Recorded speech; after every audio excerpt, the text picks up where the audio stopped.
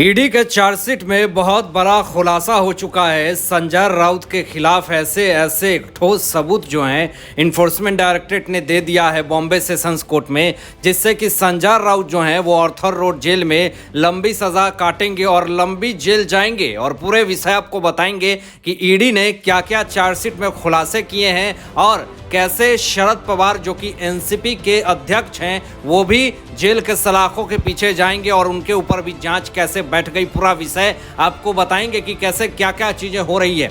लेकिन उससे पहले इस चैनल को सब्सक्राइब करके बेल आइकन प्रेस कर दें और अपने दोस्तों के साथ शेयर जरूर कर दें।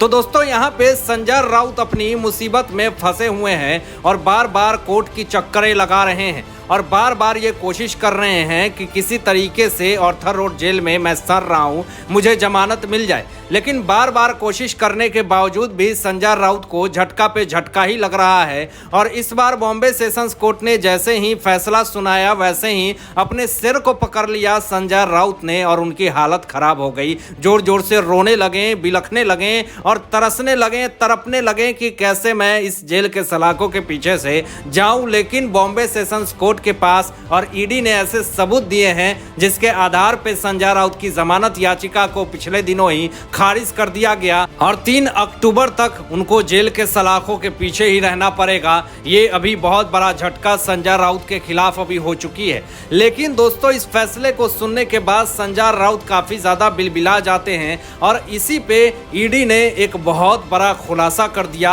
और ईडी ने चार्जशीट में जो बातें कही है इसको सुन करके आप खुद दंग रह जाएंगे।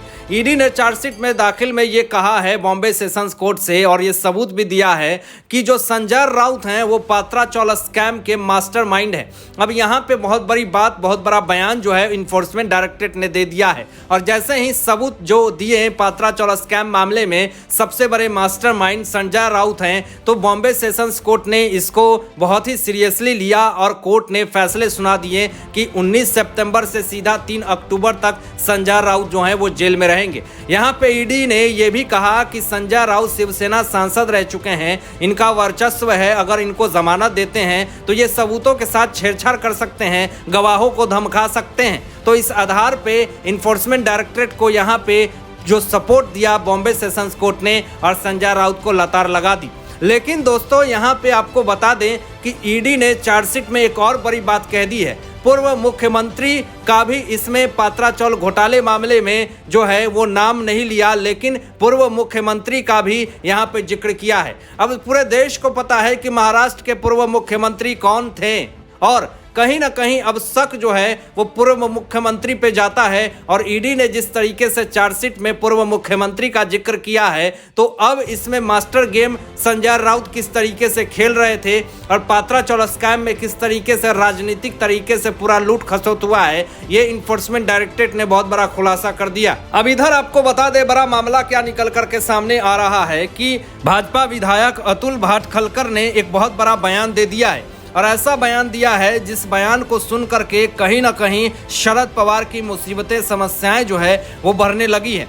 अब आपको बता दें यहाँ पे कि भाजपा विधायक अतुल भाटखलकर ने ये साफ तौर पे कह दिया कि जो है यहाँ पे शरद पवार जो कि एनसीपी अध्यक्ष हैं उनके ऊपर भी जांच बैठाई जाए। अब भाजपा विधायक अतुल भाटखलकर के बाद ये बात बयान जिस तरीके से सामने आया, उस समय से ही महाविकास आघाड़ी सरकार में हड़कंप मच गई। अब भाजपा विधायक अतुल भाटखलकर ने जाकर के देवेंद्र फडणवीस जी जो कि गृह मंत्री और उप मुख्यमंत्री हैं महाराष्ट्र के, उनसे जाकर के बात की और पूरी तरीके से इस जांच को होने के लिए पात्रा चौल स्कैम में एनसीपी अध्यक्ष शरद पवार का भी नाम इसमें शामिल है, ऐसा अतुल भाटखलकर ने ये बात कही। और अतुल भाटखलकर के बाद तो पूरा सियासत घमासान मच चुकी और यहाँ पे सोर्सेज से खबरें ये भी आ रही है कि किसी भी वक्त शरद पवार के ऊपर जांच बैठ सकती है पात्रा चौल स्कैम के मामले में। तो ये सारी बातें आने के बाद कहीं ना कहीं पूरा जो सियासत में भूचाल आया है, इसके आधार पे अब पूरा मामला जो है वो पेचीदा होता हुआ जा रहा है। अब आपको बता दें दोस्तों कि यहाँ पे अतुल भाटखलकर ने साफ तौर पे ये कह दिया है कि जब संजय राउत को इसमें गिरफ्तारी हुई पात्रा चौल स्कैम मामले में, तो उन्होंने ये कहा कि मैंने तो उसी वक्त सोच लिया था कि कैसे यहाँ पे सिर्फ और सिर्फ इतने बड़े स्कैम में संजय राउत का हाथ हो सकता है। इसमें बड़े बड़े विधायक, मंत्री, नेता, मुख्यमंत्री सब शामिल हैं और इन तमाम लोगों पे जांच बैठनी चाहिए। अब अतुल भातखलकर के जो बयान से और सनसनीखेज खुलासे से पूरे महाविकास अघाड़ी सरकार में जो है वो हड़कंप मच चुकी है। अब इस आधार पे जांच की कमेटी बैठाई जाए, ऐसा मामला निकल करके सामने आ रहा है। अब आपको बता दें दोस्तों कि यहाँ पे जो एक और मुद्दा उठ चुका है कि ईडी ने अपने चार्जशीट में खुलासा किया है कि राकेश वधावन और सारंग वधावन और प्रवीण राउत ने लेटर केस में मनी लॉन्ड्रिंग की साजिश रची है। अब इस खुलासे के बाद तो कहीं ना कहीं अब प्रवीण राउत भी हैं जो शिकार में फंसते हुए जा रहे हैं। और यहाँ पे आपको बता दें बड़ी खबर ये भी कि प्रवीण राउत गुरु आशीष कंस्ट्रक्शन में किस तरीके से गए और यहाँ पे वहीं से धांधली किया। लेकिन गुरु आशीष कंस्ट्रक्शन में प्रवीण राउत इसलिए जाते हैं क्योंकि ये संजय राउत के काफ़ी ज़्यादा करीबी थे, इसलिए इनको उसमें भेजा गया। अब आपको बता दें कि प्रवीण राउत जो है वो महत्वपूर्ण दस्तावेज पे साइन कर सकते थे, इसलिए उनको आशीष गुरु कंस्ट्रक्शन में भेजा गया क्योंकि वो संजय राउत के जो है करीबी थे। अब माढ़ा सरकारी अधिकारी से संपर्क करने का काम जो है वो प्रवीण राउत को दिया जाता था और इसीलिए वो संजय राउत के करीबी थे। तो यहाँ इन्फोर्समेंट डायरेक्टरेट ने साफ तौर पे आरोप लगा दिया कि प्रवीण राउत ने जो है वो स्वीकार कर लिया है कि 740 करोड़ रुपए में 180 करोड़ रुपए उनको मिला और 25% शेयर जो हैं वो इसमें संजय राउत को अच्छा रकम मिला होगा। और प्रवीण राउत ने साफ तौर पे ये कहा है कि 25% जो है वो मुझे मिलता था।